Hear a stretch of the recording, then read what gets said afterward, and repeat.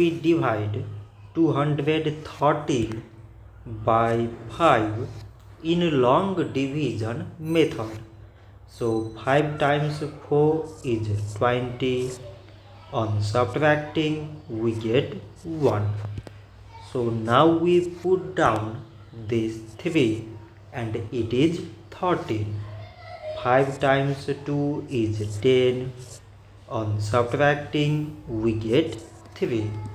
So now there is no any other number to put it down. So we take here decimal, so that we put 0.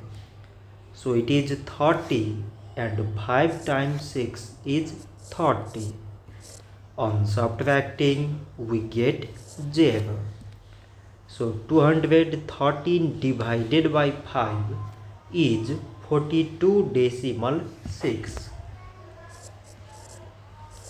So this much for today and thanks for watching.